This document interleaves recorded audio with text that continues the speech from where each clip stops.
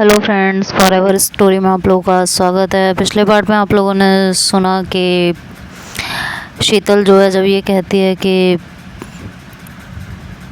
मैं मजाक करते करते कुछ ज़्यादा ही बोल गई थी और अब बस वही गलती सुधार रही हूँ, तो इस पर श्रेय उसे काफ़ी डांट देती है कि कैसे सुधार रही हो, बात ना करके, मुझे इग्नोर करके। और ये सब कहते कहते उसकी आंखों से आंसू आने लगते हैं जिन्हें वो बहुत मुश्किल से कंट्रोल करके रखती है। शीतल उसकी बातें सुन के कहती है कि अच्छा ठीक है, तब सॉरी नहीं बोला था, अब बोल रही हूँ, प्लीज़ माफ़ कर दो, मान जाओ और बताओ क्या करूँ। जो तुम कहोगी करूँगी, पर ऐसे रो मत, खासकर मेरी वजह से। श्री कुछ देर उसे ऐसे ही देखती रहती है और ना चाहते हुए भी उसकी आंखों से आंसू टपक जाते हैं जिन्हें वो जल्दी जल्दी पोंछती है। ये पहली बार था जब शीतल ने श्री को बिना चश्मे के देखा था। वो मन ही मन सोचती है कि यार, चश्मे के बिना इसका चेहरा अलग ही दिख रहा है। आँखों का रंग काला और आंखें और भी ज़्यादा खूबसूरत है। अपनी आँखों को पोंछकर चश्मा लगाते हुए श्री बोले कि ठीक है, याद रखना अपनी बात, जो मैं कहूँगी तुम्हें करना होगा। अपनी हथेली आगे करके श्री बोलती है कि प्रॉमिस। तो शीतल ने उसकी हथेली पर हाथ रखते हुए कहा कि प्रॉमिस। श्री के हाथ इतने नरम और मुलायम थे कि शीतल का जी ही नहीं चाह रहा था कि वो उन हाथों को छोड़े। इधर श्री के हाथों में जब शीतल का हाथ आया तो उसे एहसास हुआ कि यार, शीतल के हाथ तो कितने गर्म हैं और सर्दी में गर्म हाथों का स्पर्श कितना अच्छा लगता है। पर दोनों को ही शायद इस बात का एहसास नहीं था कि ये हाथों की नरमाहट या गर्माहट नहीं, एक दूसरे के लिए उनके दिलों में पलता आकर्षण है जो एक दूसरे को किसी न किसी बहाने खींच रहा है। तभी बाथरूम का दरवाज़ा खुला तो दोनों चौंक से गए। देखा तो मायूं थे। दोनों के हाथों को देखकर बोले कि चलो, अच्छा है, दोनों के बीच मामला सुलझ गया लगता है। पर अगर दोनों का मिलाप हो गया हो तो चलो, कितनी देर हो गई है दोनों गायब हो, मैनेजर देखेगा तो पूछने लग जाएगा। और मैं तो श्री को ढूंढते आई थी कि वापस नहीं लौटी, इतनी देर हो गई, कहीं चक्कर खाकर गिर तो नहीं गई?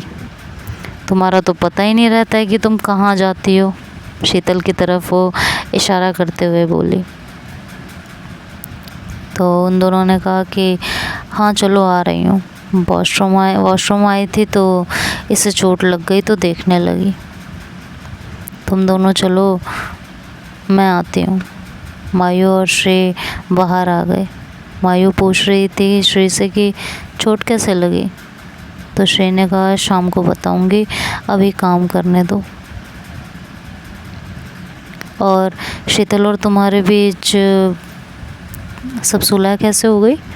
तो कहती है कि बोला ना शाम को बताऊंगी, अभी काम करने दो। अच्छा, और चोट का क्या हुआ? मायू ने पूछा कि ज़्यादा लगी है? कहती है कुछ नहीं, मैं ठीक हूँ, इतनी भी नहीं लगी थी। शीतल भी अब तक अपनी डेस्क पर आ चुकी थी। तीनों अपने अपने काम में लगे थे।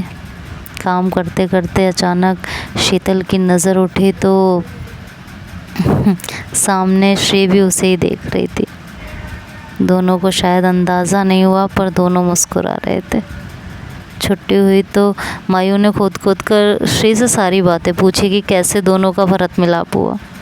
श्री ने भी उसे विस्तृत जानकारी दी और कहा तुझे जब तक सब कुछ पता नहीं चल जाता तो चैन नहीं मिलता ना। मायू कहती हाँ, तो नहीं मिलता है, इसमें भी क्या बात है। तीनों स्टेशन पहुँचे तो श्री ने दोनों को रोक लिया और शीतल से कहा कि कहाँ चली? तो कहती है प्लेटफॉर्म पे। तो श्री ने कहा तुमने कहा था जो मैं कहूँगी तुम करोगी, अपना प्रॉमिस याद है ना? तो शीतल ने कहा हाँ याद है, बताओ क्या करना है। श्री ने कहा यही कि आज के बाद तुम दोनों पटरियाँ क्रॉस नहीं करोगे, ओवरब्रिज से जाओगे। मायू कहती अरे यार ये क्या मांग लिया, अरे कुछ और मांगती, कुछ खाने पीने की चीज़ या कुछ और।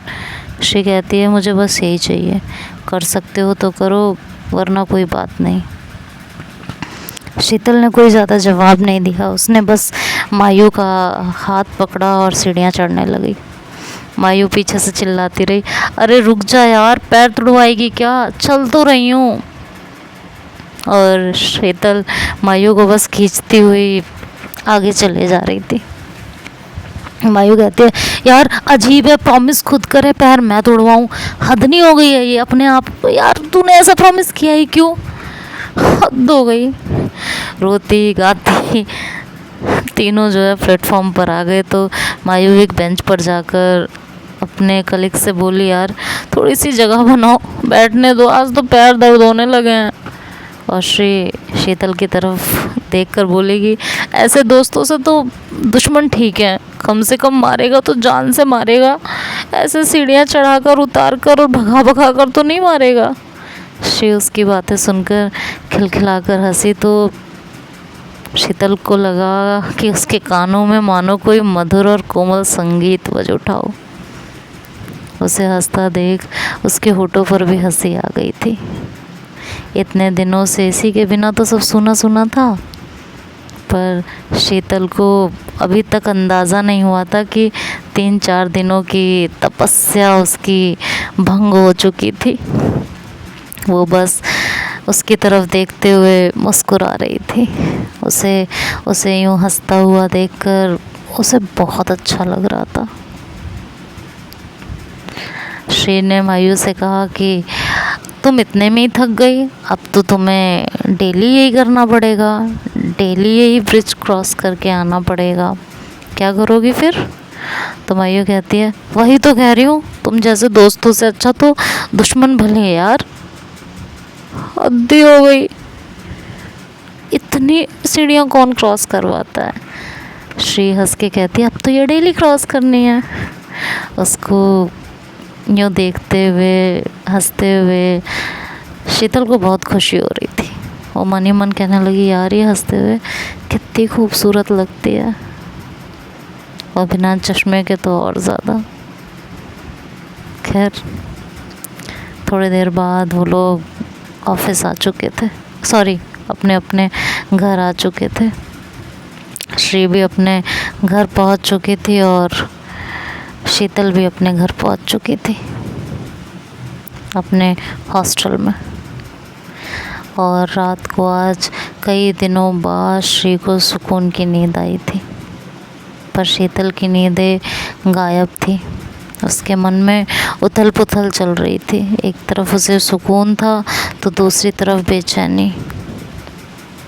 मन ही मन सोचती है कि यार ये क्या हो रहा है मेरे साथ, मैं चाहकर भी खुद को श्री से दूर क्यों नहीं रख पा रही हूँ, मुझे क्या हो गया है। उससे बात ना करूँ तो भी चैन नहीं, बात करती हूँ तो अजीब सा डर सताता रहता है कि जो हो रहा है ठीक नहीं है, क्या करूँ कुछ समझ नहीं आ रहा है। मुझे उससे दूरी बना लेनी चाहिए, अगर ये नहीं हुआ तो ये प्रॉब्लम ऐसे ही बढ़ती रहेगी और मैं ऐसे ही तड़पती रहूँगी, और मेरी पास्ट की गलतियाँ फिर से एक बार मेरे सामने आके खड़ी हो जाएंगी। करियर चौपट, सब कुछ चौपट हो जाएगा। नहीं पढ़ना मुझे इन सब चीज़ों में, क्यों हो रहा है यार ये मेरे साथ। इतना तो कोशिश कर रही हूँ तो मेरे लिए इतना नामुमकिन क्यों हो रहा है। शीतल अपने आप से रात भर यही सवाल पूछती रही। सुबह ऑफिस पहुंची तो श्री का खिलखिलाता हुआ चेहरा देखकर उसका मन भी खिल उठा, पर अगले ही पल उसे खुद से किया वादा याद आ गया। उसने कहा नहीं, मुझे अब उसकी तरफ ज़्यादा ध्यान नहीं देना, श्री से नज़दीकी बस उतनी ही रखनी है जितनी ज़रूरी हो। मुझे उससे एक उचित दूरी बनाकर रखनी पड़ेगी। ये सोच के वो अपने डेस्क पर चली गई और काम करने लगी। दिन एक एक करके बीत रहे थे। शीतल ने श्री से उचित दूरी बना रखी थी, शारीरिक, मौखिक, मानसिक, तीनों तरीके से। वो श्री के ज़्यादा आसपास नहीं रहती थी। हाँ, लंच में दोनों साथ ही बैठते थे और मौखिक रूप से भी शीतल अपनी तरफ से कोई बात शुरू नहीं करती थी। श्री कुछ कहती या पूछती तो जवाब दे देती। हाँ, मन पर उसका नियंत्रण वैसा नहीं था जैसा उसे चाहिए था, फिर भी वो अपनी तरफ से पूरी कोशिश कर रही थी। श्री से दूरी बनाए रखने के लिए वो ऑफिस में काम ढूंढने लग गई थी। मायू ने उसकी ये सारी हरकतें देख के कहा, तुझे इतना काम करने का शौक कब से पड़ गया यार? कहती, यार ऑफिस में काम करने की सैलरी लेती हूँ ना मैं, तो काम ही करूँगी। मायू ने कहा, आजकल तो बहुत चिड़चिड़ी सी भी हो गई है, क्या होता जा रहा है तुझे? कोई प्रॉब्लम है क्या? शीतल कहती, कोई प्रॉब्लम नहीं है, काम करूँ तो दिक्कत। अब हर वक्त हंसती तो नहीं रह सकती ना, ज़्यादा हंसूंगी तब भी दिक्कत है, तो काम कर लेती हूँ। बात तो सही है। जब हम किसी ऐसे इंसान को इग्नोर करने की बहुत ज़्यादा कोशिश करते हैं जिसके बिना हम रह नहीं पाते, जो हमारी आदत हो चुका होता है, जो हमारे लिए इम्पोर्टेंट होने लगता है, उसे इग्नोर करके रहना चिड़चिड़ापन तो ले ही आता है, गुस्सा भी ले आता है। वही इस समय शीतल के साथ हो रहा था। ऑफिस में 2 टीम बनी थी, एक श्री और दूसरे में मायू थी। शीतल ने मैनेजर से बात की और कहा कि मुझे मायू के टीम में जाना है, मैं उसी के साथ सही से काम कर पाती हूँ, क्योंकि मैं पहले भी उसी ऑफिस में उसके साथ ही काम करती थी। उसके बहुत कहने के बाद मैनेजर ने उसे मायू के टीम में शामिल कर दिया था। श्री को जब ये बात पता चली तो उसे मायू से जलन हो गई और गुस्सा भी आया। उसने कहा, वाह, ऐसे क्यों कर रही है ये? मेरी टीम में आ जाती तो कुछ चला जाता है क्या? क्या करूं मैं इसका? जाके मन कर रहा है इसका गला ही दबा दूं, लेकिन कर नहीं सकती हूँ। करूं भी क्या? अब खुद पर काबू रखने के सिवा मेरे पास ऑप्शन ही क्या है? एक काम करूं, जाके मैनेजर से बात करूं, खुद को शीतल और मायू के साथ रखने को कहूँ? नहीं यार, फिर मैनेजर 100 तरह के सवाल करेगा और फिर उसे क्या ही जवाब दूंगी? मुझे खुद मेरे सवालों के जवाब नहीं मिल रहे हैं, तो मैं मैनेजर को क्या जवाब दूंगी? मुझे ही नहीं समझ आ रहा है कि शीतल के लिए मैं ऐसा क्यों फील करने लगी हूँ। शीतल मेरे लिए इतनी इम्पोर्टेंट क्यों, कैसे और कब हो गई? मुझे कुछ समझ ही नहीं आ रहा, ऐसा हो क्यों रहा है? लेकिन ये मुझे इग्नोर क्यों कर रही है? मैं उससे इतने अच्छे से पेश आती हूँ, लेकिन ये मुझे फिर भी इग्नोर कर रही है। ये हम दोनों के बीच क्या है जो मुझे समझ में नहीं आ रहा है? शीतल की बेरुखी से मुझे तकलीफ क्यों होती है? क्या हो रहा है? ये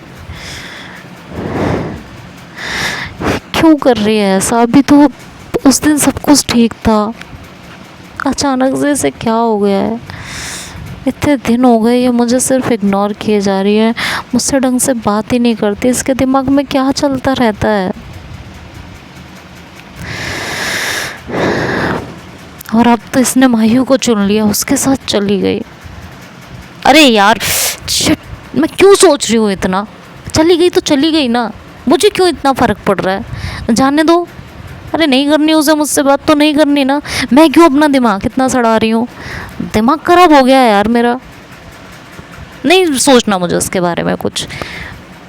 और ये अपने आप को झटक के वो अपने ऑफिस के काम में लग जाती है, लेकिन बार बार उसकी निगाहें शीतल की तरफ जा रही होती हैं, खुद को काबू करने की कोशिश कर रही होती है, जो हो नहीं रहा होता। तो देखते हैं अब आगे क्या होगा, ये तो नेक्स्ट पार्ट में सुनेंगे। तब तक के लिए